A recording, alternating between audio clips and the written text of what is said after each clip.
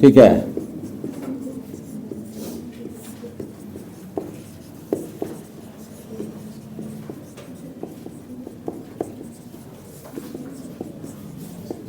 या परिभाषित करें या विवेचना करें, ठीक है।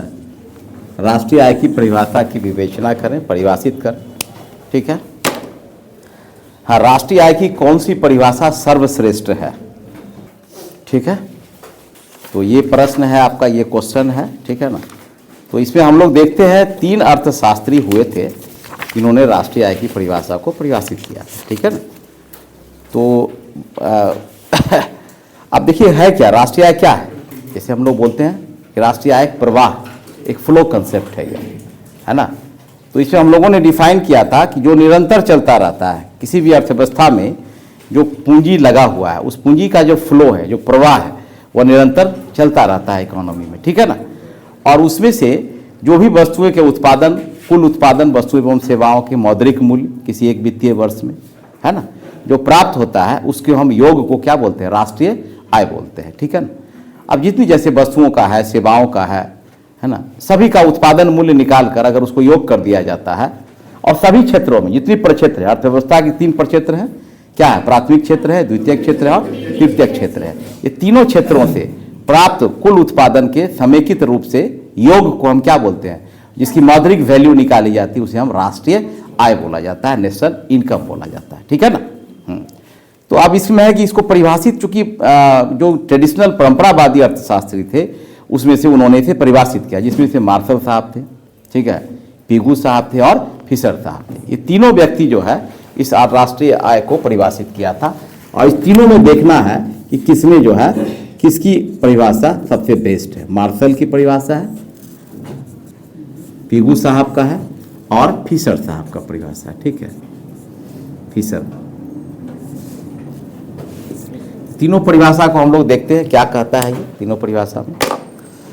तो सामान्यतः एक वर्ष में देश की भौगोलिक सीमाओं तथा विदेशों से प्राप्त शुद्ध आय के कुल मौद्रिक मूल्य को प्रदर्शित करता है। कौन करता है, राष्ट्रीय आय प्रदर्शित करता है। तो जो आपके मार्शल साहब थे, मार्शल साहब ने क्या कहा, उसने कहा कि किसी देश का श्रम एवं पूंजी यानी कि कैपिटल एंड लेबर और उसके प्राकृतिक साधनों पर क्रियाशील होकर, यानी कि जो भी नेचुरल रिसोर्स है, अगर नेचुरल रिसोर्स पर हम कैपिटल को लगा दें और लेबर को लगा दें तो क्या हो जाए, दोनों एक्टिवेट हो जाएगा, एक्टिव हो जाएगा। तो क्रियाशील होकर प्रति वर्ष भौतिक और अभौतिक वस्तुओं का, फिजिकल और नॉन फिजिकल, ठीक है, 2 तरह की वस्तुएं हैं। तो फिजिकल का मतलब क्या हो, जिसको हम टच कर सकते हैं, जैसे वस्तु हो गया। अभौतिक का मतलब सेवा हो गया, जिसको हम नहीं छू सकते, नहीं स्पर्श कर सकते हैं, कि एक समूह उत्पन्न करते हैं जिसमें सभी प्रकार की सेवाएं सम्मिलित रहती है। यह देश की वास्तविक विशुद्ध वार्षिक आय या राष्ट्रीय लाभांश कहलाता है। तो राष्ट्रीय लाभांश को हम क्या, राष्ट्रीय आय के रूप में भी जानते हैं, या देश की विशुद्ध आय को राष्ट्रीय आय के रूप में कहते हैं। ये मार्शल साहब का कहना है। तो राष्ट्रीय लाभांश क्या है, what is national dividend, is called the national income. National dividend is called the national income. इसमें कितनी बातें आ गई, पहली बातें क्या आई, भौतिक और अभौतिक वस्तुएं। दूसरा क्या आया, लेबर और कैपिटल आया। किस पर, देश के प्राकृतिक साधनों पर। जब क्रियाशील करते हैं, जब एक्टिवेट करते हैं तो राष्ट्रीय लाभांश आता है निकल के, ठीक है। एक सम्मिलित आय आती है जिसमें दोनों प्रकार की, सभी प्रकार की सेवाएं सम्मिलित रहती है ना, तब वह राष्ट्रीय आय के रूप में गणना किया जाता है। तो आप क्या देखते हैं, इस प्रकार राष्ट्रीय आय का जो मार्शल की परिभाषा दी गई थी उसमें कितनी विशेषताएं निकल के आया, आप लोग चाहे तो लिख सकते हैं। मार्शल के आगे फ्लो पॉइंट में लिखिए, पॉइंट पहला क्या आया, श्रम और पूंजी का संयोग एक। दूसरा क्या आया, भौतिक और अभौतिक वस्तुओं का एक समूह। और तीसरा क्या आया, सभी प्रकार की सेवाएं। पॉइंट वाइज लिखते चले जाइए। देखिए बहुत अच्छी लिख रही है, देखिए फ्लो चार्ट बना के लिख रही है ना, ये पूजा ठीक ठाक है। इसी तरह से लिखिए। इसमें क्या होगा ना कि अचानक आपको याद आ जाएगी, एक बार देखिएगा आराम से याद आ जाएगा, ठीक है। सभी प्रकार की सेवाएं, ठीक है। और अंतिम क्या आया, विशुद्ध आय अथवा राष्ट्रीय लाभांश। विशुद्ध आय अथवा राष्ट्रीय लाभांश, ठीक है। और क्या समय अवधि में क्या आया, 1 वर्ष, नीचे लिख दीजिए, समय अवधि में 1 वर्ष। और शुद्ध आय प्राप्ति के लिए क्या करना पड़ता है, विदेशों से प्राप्त आय को जोड़ना पड़ता है, नीचे लिखिए। शुद्ध आय प्राप्त करने में, शुद्ध राष्ट्रीय आय प्राप्त करने में विदेशों से प्राप्त आय को, हाँ देखिए आप जैसे ये फ्लो चार्ट जो है ना, जैसे ये बनाए ना हम लोग, ये बनाए, तो इसमें आप यहाँ पर लिखिए पहला क्या लिखिएगा, श्रम एवं पूंजी। श्रम एवं पूंजी का क्या है, सहयोग, यानी एक्टिवेट करना है। दूसरा क्या था, भौतिक और अभौतिक वस्तुएं, भौतिक एवं अभौतिक वस्तुएं, कीवर्ड पकड़िए, का उत्पादन। तीसरा था सभी प्रकार की सेवाएं, इस तरह लिखते जाइए। चौथा क्या था, राष्ट्रीय लाभांश, हाँ वही राष्ट्रीय लाभांश या विशुद्ध आय, या विशुद्ध आय, हाँ, और समय अवधि था 1 वर्ष, 1 वर्ष, ठीक है, यही था। और छठा में क्या था, विदेशों से प्राप्त शुद्ध आय,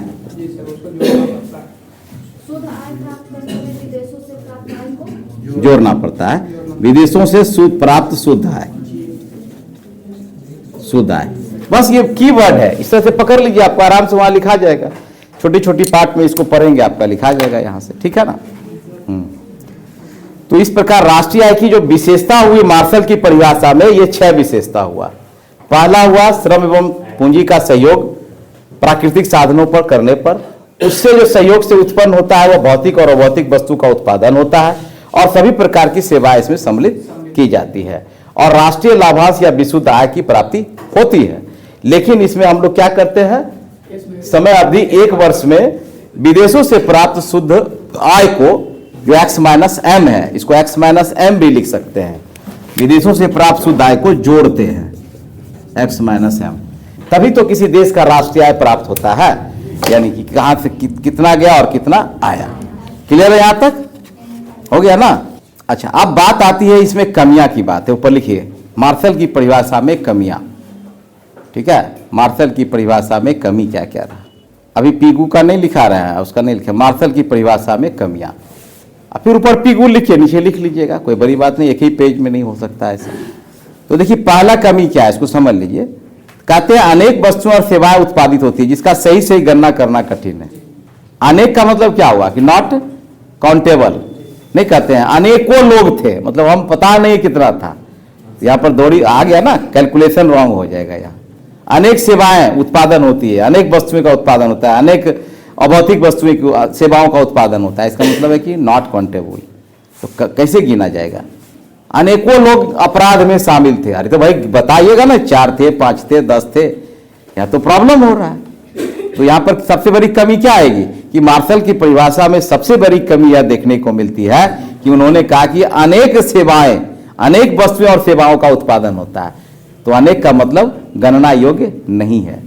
तो आखिर गिनना है ना, एक वर्ष में किसी देश की राष्ट्रीय आय को काउंटिंग करनी है ना, 1 करोड़ हुआ, 100 करोड़ हुआ, 50 करोड़ हुआ, कितना हुआ, तो ये एक समस्या आ गई। पहला क्या है, अनेक वस्तु सेवाओं का सही सही गणना करना कठिन है, अनेक वस्तु एवं सेवाओं का सही गणना कठिन, बस इतने लिखिए, शब्द में लिखिए, कोई दिक्कत नहीं। अब सबसे बड़ी इसमें गणना क्या होती, देखिए क्या कह रहा है कि आप भौतिक अभौतिक वस्तुओं का उत्पादन हुआ, श्रम पूंजी आपने लगा दिया है ना, और सभी सेवाओं को सम्मिलित कर दिया 1 वर्ष के लिए, अब विदेशों से प्राप्त आय को भी जोड़ दिया। तो इसमें वस्तुओं का जो गणना करने की बात आती है, उसमें दोहरी गणना प्रणाली है, मतलब 2 बार काउंट हो जाता है, 2 बार काउंट हो जाता है। तो इसमें दोहरी गणना लिखिए, दोहरी गणना की कमी, दोहरी गणना की कठिनाई ऐसे लिखिए, दोहरी गणना की कठिनाई, double counting problem, double counting problem है, किसके साथ, मार्शल की परिभाषा के साथ डबल काउंटिंग प्रॉब्लम है, ठीक है। डबल काउंटिंग जैसे देखिए, मान लेते हैं कि गेहूं का भी मूल्य जोड़ लिए, गेहूं से बना आटा, आटा का भी मूल्य जोड़ लिए, और उस आटा से बना ब्रेड, ब्रेड का भी मूल्य जोड़ लिए, तो डबल काउंटिंग हो गया, ट्रिपल काउंटिंग, डबल क्या ट्रिपल काउंटिंग हो रहा है। तो ये होता है ना, इसको कहते हैं हम लोग डबल, है ना, double entry problem, double counting problem कहते हैं नेशनल इनकम के साथ। बैठिए, कॉपी लाए हैं। दूसरा बात होती है कि राष्ट्रीय गणना में बहुत ऐसी वस्तुएं हैं जिनका सही से मूल्यांकन नहीं हो सकता है।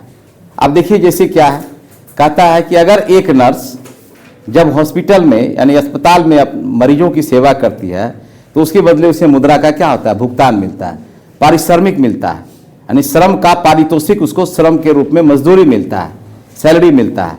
लेकिन वही नर्स जब अपने घर में अपने बूढ़े बुजुर्ग माँ बाप का सेवा करते हैं तो उसे कोई भी योगदान नहीं मिलता है। तो उसको मिलना चाहिए ना, सेवा का मूल्य तो मिलना ही चाहिए। एक शिक्षक स्कूल में पढ़ाते हैं तो वेतन मिलता है, अपने बच्चों को पढ़ाते हैं तो कुछ नहीं मिलता है, नहीं मिलता है। एक किसान जब उस फसल का उत्पादन करते हैं तो वह जब बाजार में बेचते हैं तो उसकी कीमत मिल जाती है, लेकिन जब स्वतः खाने के लिए अपने पास रखते हैं तो उसकी कोई मूल्य नहीं होती है। तो यहां पर हुआ ना गन्ना की कठिनाई। गन्ना आखिर 1 कुंटल मान लो हुआ तो 1 कुंटल 50 केजी आप बाजार में बेच दिया, 50 केजी आपने रखा तो उसका मूल्य क्यों नहीं निकला? उसका मूल्य राष्ट्रीय आय में जुड़नी चाहिए, लेकिन नहीं जुड़ती है। तो ये तो हुआ ना गन्ना की कठिनाई। इसलिए यहां पर क्या होता है, कैलकुलेशन में एरर आ जाती है। कैलकुलेशन, आखिर वहां भी तो सेवा कर रही है ना, वहां भी सेवा कर रही है। किसान अपने लिए उत्पादन भी कर रहा है और हम लोगों के लिए भी कर रहा है। तो केवल बाजार में आया हुआ अनाज का ही मूल्य क्यों निकाला जाएगा? पूरे मूल्य आनी चाहिए, तब तो राष्ट्रीय आय सही आकलन होगा। तो यही चीज है, इसलिए कहता है कि राष्ट्रीय आय की गणना में कुछ ऐसी वस्तुएं जिनका सही मूल्यांकन नहीं हो सकता है। लिखिए इसमें हेडिंग करें, कुछ वस्तुओं का सही मूल्यांकन नहीं, कुछ वस्तुओं का सही मूल्यांकन नहीं। अब एक गाय है, 20 केजी दूध दिया, 5 केजी दूध अपने बच्चों को खाने के लिए रख लिया, 15 केजी बेच दिया। अरे तो गाय तो 20 केजी दिया ना, तो 20 केजी का मूल्य जुटना चाहिए था। और जो बिका 15 केजी का हिसाब दे रहा है सरकार को, 15 केजी बेचे, तो यहां भी आप छोड़ दे रहे हैं। तो सही सही राष्ट्रीय आय का संकलन, राष्ट्रीय आय की गणना नहीं हो पाती है, क्योंकि ये लीकेज है, ये लीकेज है। और मार्शल की परिभाषा में इस तरह को देखने को मिलता है, ठीक है ना। तो अब निष्कर्ष में हम लोग क्या लिख सकते हैं, इस प्रकार हम लोग देखते हैं। निष्कर्ष लिखा नहीं रहे, आपको समझा रहे हैं। निष्कर्ष में हम लोगों ने देखा कि राष्ट्रीय आय की गणना में मार्शल की परिभाषा में 3 प्रकार की कमियां या खामियां दिखाई देती है, जिसे राष्ट्रीय आय का सही संकलन अथवा आकलन या मूल्यांकन, है ना, नहीं किया जा सकता है ना। तो ये कमियां अगर दूर होती है तो फिर मार्शल की परिभाषा सर्वश्रेष्ठ मानी जाएगी, ठीक है। लेकिन ऐसा नहीं होता है ना।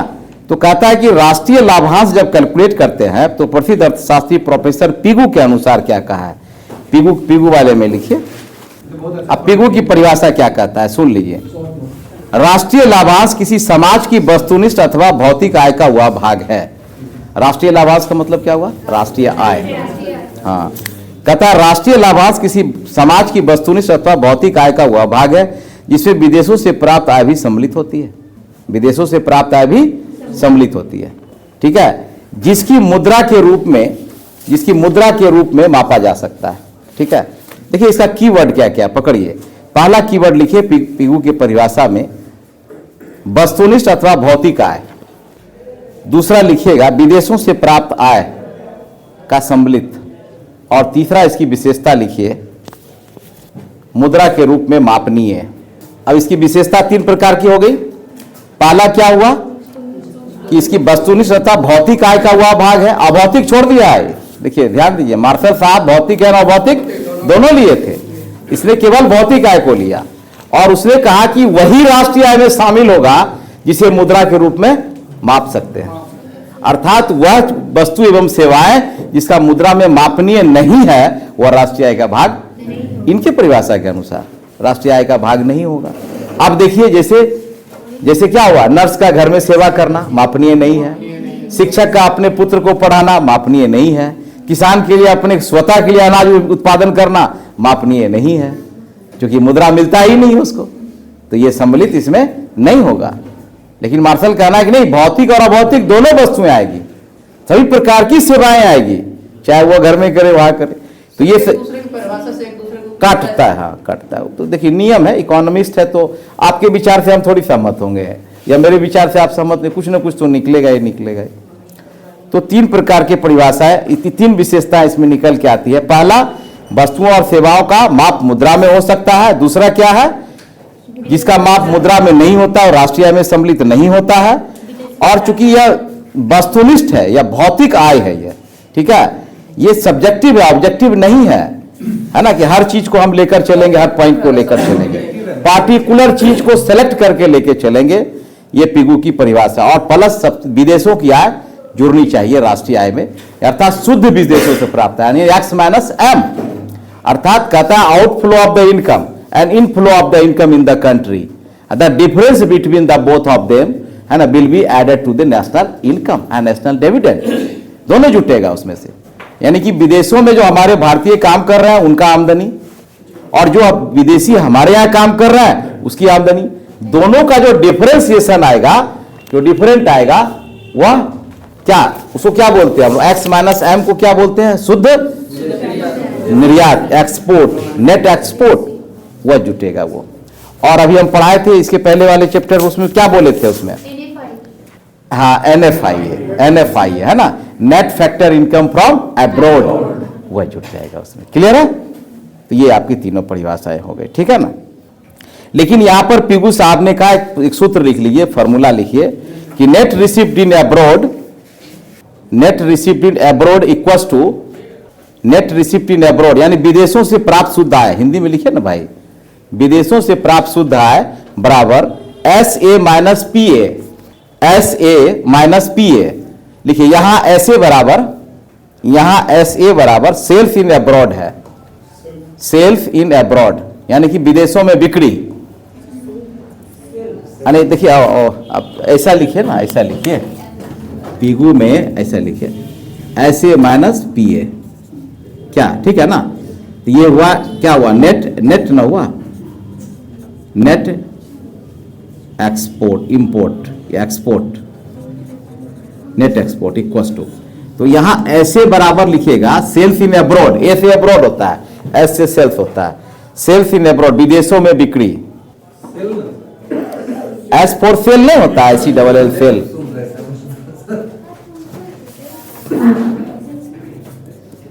सेल इन अब्रॉड, और पी का मतलब होता है परचेज इन अब्रॉड। देखिए बात वही घूम के आ गया, परिभाषा भले अलग अलग करता है लेकिन बात घूम के क्या आती है। देखिए आप अब विदेशों में खरीदते हैं, अर्थात क्या करते हैं, इंपोर्ट करते हैं। विदेशों में जब खरीदते हैं तो क्या करते हैं आप, अरे विदेशी सामान खरीदते हैं तो क्या करते हैं आप, मंगाते हैं, इंपोर्ट करते हैं। अब विदेशों में बेचते हैं अपनी सामान को, एक्सपोर्ट करते हैं। बात तो वही घूम के आ गई, बोलने का अंदाज केवल अलग अलग रहा, बात तो वही चली गई, ठीक है ना। तो इस प्रकार देखते हैं कि पिगू की जो परिभाषा है उसका भी आलोचना किया गया। क्या आलोचना हुआ, लिखिए इसकी आलोचना या कमियां, इसकी आलोचना एवं कमियां। अब देखिए यहीं पे सबसे पहला क्या आया, इसने क्या कहा था, भौतिक, इसने कहा था भौतिक, अभौतिक को छोड़ दिया। तो यही सबसे पहले जो अर्थशास्त्री थे इन्होंने कहा कि इसकी परिभाषा कैसी है, संकीर्ण है। पहला लिखिए संकीर्ण परिभाषा, नैरो डिफिनेशन है, नैरो डिफिनेशन। पिगू की परिभाषा कैसा है, संकीर्ण है, नैरो डिफिनेशन है, कुछ को छोड़ रहा है, कुछ को पकड़ रहा है, कह रहा जो मापनीय है उसी को कैलकुलेट करो, जो अमापनीय है, जो अनमिजरेबल है उसको छोड़ दो। यहां पर है दूसरी परिभाषा क्या है कि ये बार्टर सिस्टम को बताता है, बार्टर मतलब वस्तु विनिमय प्रणाली को बता रहा है। बार्टर सिस्टम की स्थिति में, लिखिए एक लाइन और जोड़ लिए, बता नहीं रहा है, बार्टर सिस्टम की स्थिति में यह परिभाषा स्वीकार नहीं है, वस्तु विनिमय प्रणाली में यह परिभाषा स्वीकार नहीं है। आप देखिए यहां पर डिफिनेशन, इसने क्या कहा था कि वह सेवाएं, वह वस्तुएं जो मुद्रा के रूप में मापी जाती है उसे ही राष्ट्रीय आय में सम्मिलित किया जाएगा। लेकिन बार्टर सिस्टम में क्या होता था, वस्तु विनिमय प्रणाली में क्या होता था, वस्तु के बदले वस्तु दी जाती थी, तो वहां पर यह मुद्रा था नहीं, तो फिर क्या होगा, बार्टर सिस्टम में लागू नहीं होगा। अभी भी विश्व के कई ऐसे देश हैं जहां पर सुदूर ग्रामीण क्षेत्र और पहाड़ी क्षेत्रों में, आदिवासी क्षेत्र में बार्टर सिस्टम चल रहा है, वस्तु के बदले वस्तु ली जाती है। आप गेहूं दीजिए वो चावल देगा, आप गाय दीजिए वो कपड़े दे देगा, आप कुछ अनाज दीजिए वो आपको दूध दे देगा। तो जहां लैक्स ऑफ मनी है, जहां स्कैसिटी ऑफ मनी है ना, where the barter system is existed at the present scenario, आज भी चलता है वह, तो फिर वहां नहीं हो पाएगी। आदिवासी क्षेत्र में जाइएगा ना, पैसे कम है वहां, तो देखिएगा हाँ कई जगह हाट लगता है और हाट में बदला बदली की कार्य, लेकिन वहां वही दोहरे संजोग की हवा हो जाती है जनरली रूप से। चलिए लिखिए, अब तीसरी इसकी कठिनाई है कि राष्ट्रीय आय की गणना में पिगू ने जो कहा वह वस्तु को कृत्रिम रूप से दो भागों में बांट दिया है जो व्यवहारिक नहीं है, ठीक है ना। क्या बांटा है, पहली बात क्या बांटा है इसने बांटा है भौतिक और मुद्रा में मापनीय, दोनों बातें माना है। भौतिक वस्तुएं होगी और मुद्रा में मापनीय भी होगी। तो अभौतिक को भी छोड़ दिया और जो मापनीय नहीं है उसको भी छोड़ दिया, तो दो भाग में बट गया ना। हाँ, तो लिखिए पिगू की परिभाषा दो भागों में बटा है, अभौतिक और मापनीय। भौतिक और मापनीय क्लियर हो गया। देखिए याद हो जाएगा आपको यहीं पर, कोई दिक्कत इसमें ज्यादा रटने की जरूरत नहीं है इसमें।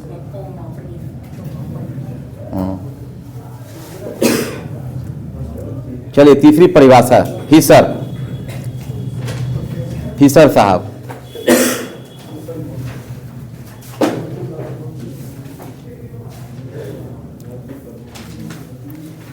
फिशर की परिभाषा को आप एक लाइन लिख सकते हैं, लिख लीजिए क्योंकि इसको फिर व्याख्या करा देंगे। लिखिए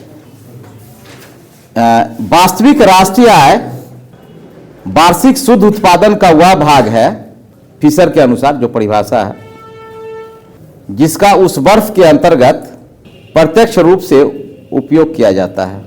देखिए इसमें कितनी बातें आ रही है। सबसे पहले बात आ रहा है कि शुद्ध उत्पादन का वह भाग है, यानी कि नेट प्रोडक्शन का वह भाग है जिसका उसी वर्ष प्रत्यक्ष रूप से डायरेक्टली कंजम्पशन किया जाता हो, अर्थात जो अनकंजम्पशन रह गया उसका इसमें कैलकुलेशन नहीं होगा। ठीक है ना। हाँ, उसकी कैलकुलेशन नहीं होगा इसमें। अर्थात उन्होंने क्या किया कि राष्ट्रीय आय की गणना में वार्षिक उपभोग को शामिल किया गया। पहली विशेषता लिखिए, एनुअल कंजम्पशन को शामिल किया, वार्षिक उपभोग को शामिल किया। पहला, सब नीचे करके लिखते जाइए, एरो बना बना के, कोई जरूरी नहीं एक ही पेज में हो, अलग अलग पेज में भी लिख सकते हैं आप। फिशर का एक जगह, पिगू का एक जगह और मार्शल का एक जगह कर सकते हैं। ठीक है, वार्षिक उपभोग।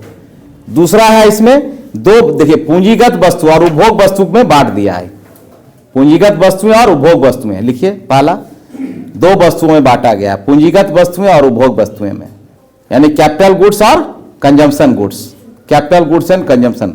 इसको समझ लीजिए। इसमें क्या कहता है, देखिए कहता है फिशर के अनुसार कहा गया है कि उत्पादित वस्तु जो प्रोड्यूस वस्तु हुआ उसमें से कुछ पूंजीगत वस्तुएं होती है और कुछ उपभोग की वस्तुएं होती है। अब जैसे देखिए मान लेते हैं कि आपका कार का निर्माण हुआ, कार हुआ, या जो आपका युद्ध का हथियार बना, ठीक है, ये भी क्या हुए, कैपिटल गुड्स हो गया। तो अगर युद्ध नहीं हुआ तो उसका उपयोग नहीं हुआ, इसका मतलब राष्ट्रीय में सम्मिलित नहीं होगा। तो अर्थ यही निकला परिभाषा के हिसाब से। और कुछ वस्तुएं ऐसी बनी जिसका उपभोग हुआ, कुछ बच गया, तो वह भी एक कमी हो गई। रेडी टू यूज है वो भी उपभोग में नहीं आएगा क्या, जैसे जो रेडी टू यूज है, ज्यादा रखा हुआ यूज करने के लिए। हाँ, ये इनके अनुसार क्या कह रहा है कि उस वर्ष उपभोग की गई वस्तु है। मान लीजिए 1 क्विंटल गेहूं उत्पादन, हाँ, आप 50 किए, 50 छोड़ दिए, तो फिर नाम छूट गया, नहीं हुआ। ये तो अपने आप में परिभाषा इनका कहना है ना। देखिए ये सब तो आज से बहुत पहले न हुआ करे, तब तो मतलब लगभग 90 साल 100 साल पहले का बात है। तो उस समय तक अपनी अवस्था के अनुसार लिखते हैं लोग, अब तो वो बात रही नहीं। तो उपभोग वस्तुएं और पूंजीगत वस्तुएं दो प्रकार का बांटा है, और पूंजीगत वस्तुएं में जो उपभोग की जाएगी उसको राष्ट्रीय आय में गणना करेंगे, और उपभोगत वस्तुएं में जो उपभोग की जाएगी उसकी राष्ट्रीय आय में गणना करेंगे। ठीक है ना। तो फिशर की राष्ट्रीय आय की परिभाषा में 1 साल के जीवन स्तर के बारे में बताया जा रहा है, यही ना अर्थ हुआ। तो लिखिए 1 वर्ष का, हाँ 1 वर्ष के जीवन स्तर की कल्पना की गई है। इसकी भी आलोचना हुई, इसकी आलोचना लिख लीजिए, क्या आलोचना हुआ। अब देखिए अगर कोई उत्पादन पिछले वर्ष हुआ और उपभोग हुआ इस वर्ष, तो आप बताइए कि उत्पादन वर्ष में काउंट होगा कि उपभोग वर्ष में काउंट हो। इनके अनुसार उपभोग वर्ष में काउंट, और उत्पादन वर्ष में अगर एक बार जोड़ ली गई होगी तो फिर डबल एंट्री का सिस्टम प्रॉब्लम हो जाएगा यहाँ पर। छूटना ही है, छोड़ दिए तो छूट ही गया, कोई ठिकाना है। तो कितना पेचीदा हो जाएगा आप समझिए। 3 साल पहले उत्पादन हुआ था, चौथा साल उसका उपभोग हो रहा है, कंजम्पशन हो रहा है, तो ये बहुत बड़ी कठिनाई उत्पन्न कर देगी राष्ट्रीय आय की गणना में। अगर इसके अनुसार चलेगा तो राष्ट्रीय आय की गणना इसमें कठिनाई उत्पन्न करती है। तो पहला लिखिए, 1 साल में वस्तु और सेवाओं का कितना उपभोग हुआ ये गणना करना कठिन है, यानी 1 वर्ष के उपभोग वस्तुओं का गणना करना कठिन है। कमी लिखिए, कमी, आलोचना, क्रिटिसिज्म, इस परिभाषा की कमी क्या क्या है। 1 वर्ष का उपभोग का गणना करना कठिन है। अब देखिए दूसरा परिभाषा है, ये तो हो गया उपभोग की। अगर पूंजीगत वस्तुएं बन गई मान लेते हैं, तो कोई पूंजीगत वस्तुएं की लागत जो लाइफ होती है, जो लाइफ सर्किल होता है उसका जीवन चक्र, वो बहुत लंबा होता है। वो 20-20 साल तक चलता है, 30 साल तक चलेगा। तो फिर उसका 20 साल तक गणना करना संभव नहीं है, वो तो फिर कठिनाई हो जाएगी वहां पर।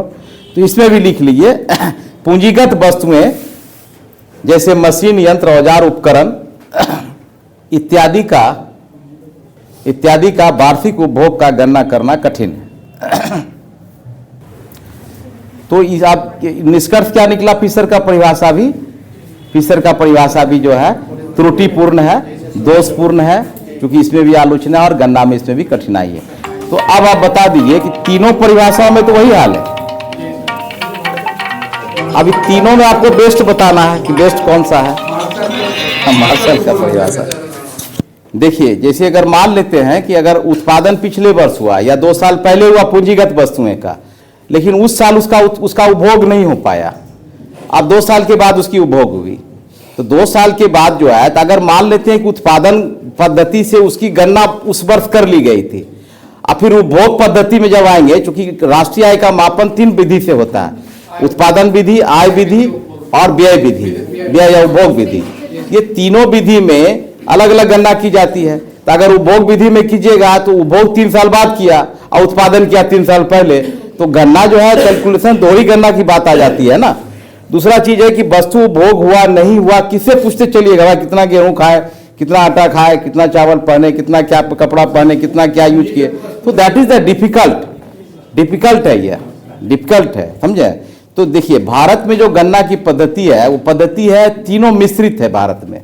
भारत में प्रोडक्शन मेथड को भी यूटिलाइज किया जाता है, कंजम्पशन मेथड को भी किया जाता है और एक्सपेंडिचर मेथड को भी किया जाता है, ठीक है ना, जो है। इसलिए तो अब अलग अलग, लेकिन हर क्षेत्र में आप कर पाइएगा नहीं कर पाए, खास करके पूंजीगत वस्तु में नहीं हो पाएगा। कंजम्पशन गुड्स में हो सकता है, पूंजीगत वस्तु में नहीं हो पाएगा आपका। इसीलिए देखिए ये सब कुछ व्यवहारिक कठिनाइयां हैं जिस कारण से आलोचक ने इसकी आलोचना किया है।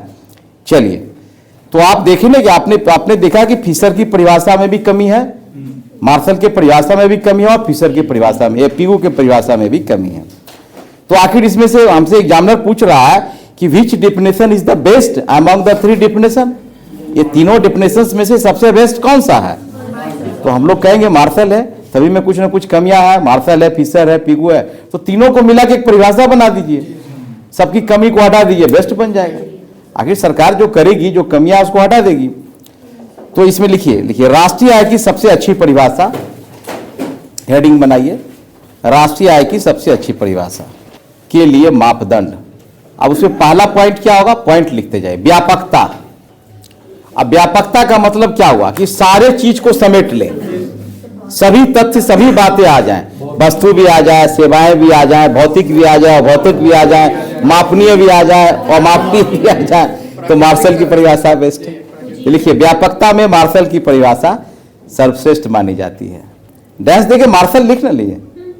व्यापकता यूनिवर्सलिटी से जो है ना, यूनिवर्सलाइजेशन जो होती है वह व्यापकता होनी चाहिए किसी परिभाषा में, अर्थात वस्तु भी आ जाए, सेवा भी आ जाए, ठीक है ना, भौतिक भी हो, अभौतिक भी हो, ठीक है, मापनीय भी हो और अमापनीय भी हो, है ना, उपभोग भी आ जाए, सारी चीज वस्तुएं आ जाए। तो ऐसी परिभाषा जो होगी वह परिभाषा सबसे ज्यादा क्या होगी? श्रेष्ठ मानी जाएगी, बेस्ट मानी जाएगी अमंग द 3। तो पहली बात होगी मार्शल की इसमें परिभाषा। दूसरा लिखिए वैज्ञानिक आधार। तो यहां भी मार्शल साहब बाजी मारते हैं, है ना। मार्शल की परिभाषा में वैज्ञानिक आधार है, लिया था उसने, सब चीज को लिया था, एक ही शब्द जोड़ दिया, सब आ गया, भौतिक अभौतिक वस्तु आ गई और सभी प्रकार की सेवाएं आ गई, वस्तुएं भौतिक अभौतिक दोनों आ गए, सभी प्रकार की सेवाएं आ गई। तो इस प्रकार जो है मार्शल की परिभाषा क्या है? वैज्ञानिक है। डैश देखिए लिखिएगा, मार्शल में भौतिक अभौतिक एवं सभी प्रकार की सेवाएं के कारण वैज्ञानिक है। यह भौतिक अभौतिक प्लस सभी प्रकार की सेवाएं के कारण वैज्ञानिक है मार्शल की परिभाषा। अब जो है व्यवहारिक यानी कि प्रैक्टिकल होनी चाहिए, यहां भी मार्शल की परिभाषा आगे है, प्रैक्टिकल व्यवहारिक होनी चाहिए। अर्थात अगर आपको व्यवहार में गणना कीजिए तो दोहरी गणना की कठिनाई आप में नहीं आनी चाहिए। जो डबल एंट्री सिस्टम है वह नहीं होनी चाहिए, डबल अकाउंटिंग सिस्टम उसमें नहीं आनी चाहिए। तो मार्शल की परिभाषा व्यवहारिक है। तीसरा में लिखिए व्यवहारिक पॉइंट, ये पॉइंट केवल आपको याद रखना, वहां सजा देना है, ठीक है। व्यवहारिक परिभाषा मार्शल की है। चलिए चौथा पॉइंट लिखिए राजकोषीय मापदंड। राजकोषीय मापदंड आप देखिए यहां पर क्या, हाँ फिशर का राजकोषीय मापदंड में, सही बोले हिमांशु जी, फिशर की परिभाषा, राजकोषीय मापदंड में अर्थात जो सरकार का राजकोष है, राजा का कोष यानी कि सरकार का खजाना, ट्रेजरी, अर्थात उसका सोर्स क्या है, टैक्स, टैक्सेशन। तो कहता है कि जिस परिभाषा में टैक्सेशन का स्कोप हो, अर्थात सरकार को टैक्स लेना आसान हो, कैलकुलेट करना आसान हो, राजकोष में वृद्धि हो, तो उसे हम राष्ट्रीय आय में वृद्धि हो, उस परिभाषा को हम सबसेस बोलेंगे। और उसमें है मापनीय, अर्थात मुद्रा का बात कौन कर रहा था, फिशर साहब कर रहे थे। तो लिखिए यहाँ, नहीं मुद्रा में मापनीय था ना, फिशर का परिभाषा मुद्रा में मापनीय है। हाँ, फिशर का परिभाषा मुद्रा मापनीय है, इसलिए फिशर की परिभाषा, नहीं फिशर की परिभाषा में ये नहीं कह रहा है कि मापनीय नहीं है, वो कह रहा है कि कैलकुलेशन है। वार्षिक उपभोग का मतलब क्या हुआ, आप वार्षिक उपभोग में शामिल कर रहे, मतलब कैलकुलेट कर रहे हैं ना आप उसको। तो यहां पर सबसे ज्यादा देखिए, पूंजी जैसे आप मान लेते हैं कि मकान बना लिए छोड़ दिए, उससे कोई आमदनी नहीं है, तो कैपिटल का फॉर्मेशन नहीं हुआ वो। लेकिन अगर उसमें रेंट डाल देते हैं, दुकान खोल देते हैं, तो जनरेशन ऑफ कैपिटल होता है, फॉर्मेशन ऑफ कैपिटल होता है। तो आपको पर मंथ अगर 20,000 रुपये आ रहा है, 25,000 आ रहा है, 1 लाख रुपए सैलरी में रेंट आ रहा है, तो that is the formation of capital. But वेनिबल the your property will be idle and not generate any type of money, that is not the utilization, उसको उपभोग नहीं माना जाएगा। आप कार ले लिए, शोरूम में लगा के छोड़ दिए, रखा हुआ है, देख रहा, रोज देखते हैं, रोज जाते हैं, तो वो थोड़ी है, जब तक उसका मार्केट में चलेगा नहीं, उसका हर मंथ पर डे हिसाब से आपको रिटर्निंग नहीं आएगा, तो that is not the capital. Asset भले हो सकता है आपका वो, लेकिन कैपिटल नहीं होगा। संपत्ति है आपका वो, मकान आपकी संपत्ति है, कार संपत्ति है, गहना संपत्ति है, लेकिन अगर गहने पर आपको सूद आ रहा है तो that is the capital. Car से पर डे आपको आमदनी आ रही, दैट इज द कैपिटल। मकान आप लगा दिए, दुकान मकान में रेंट में, दैट इज द कैपिटल। मतलब चेंज कर जाता है एसेट। तो जब कैपिटल जनरेट करेगा तभी तो कैलकुलेशन करेंगे।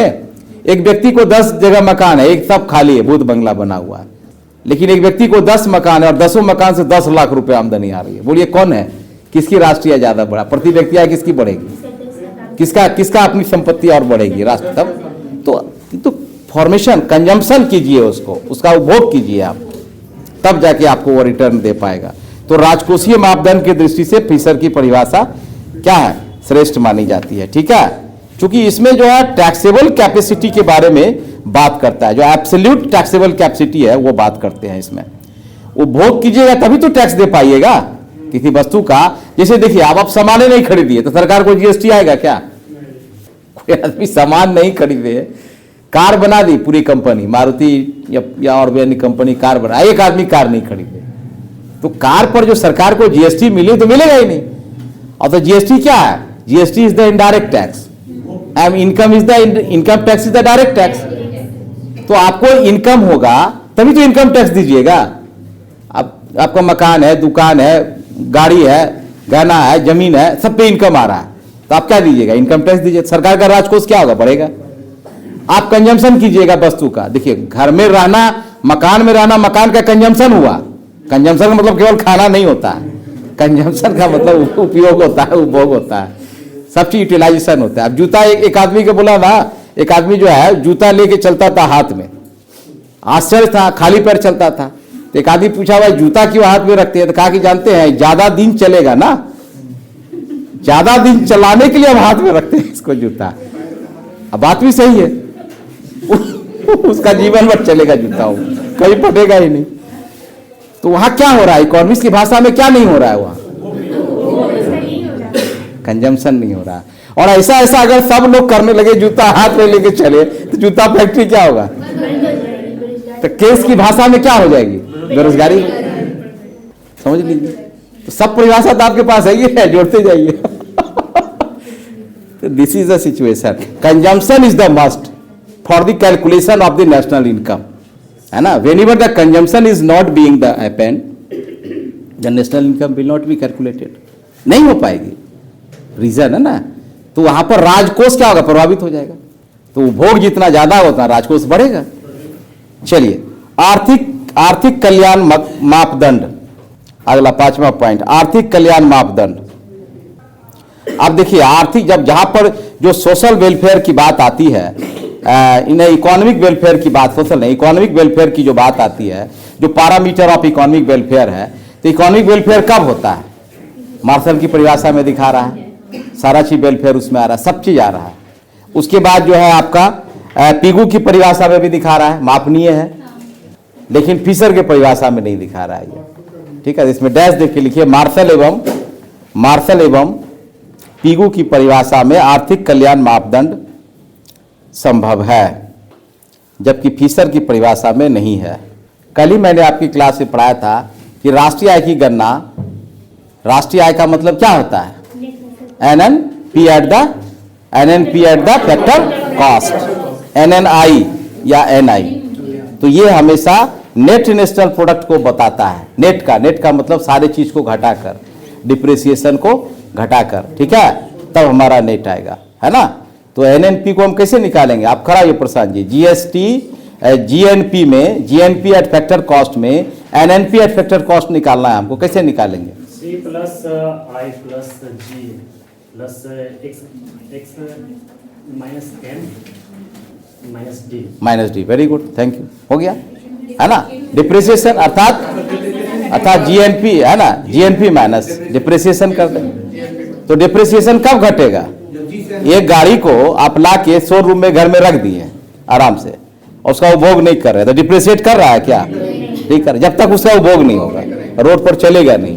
तो हर साल 10% 20% का डिप्रिसिएशन होता जाएगा, और अल्टीमेटली वो कार क्या होगी? पुरानी होगी, फिर आप नए उसके जगह पर रिप्लेस करेंगे।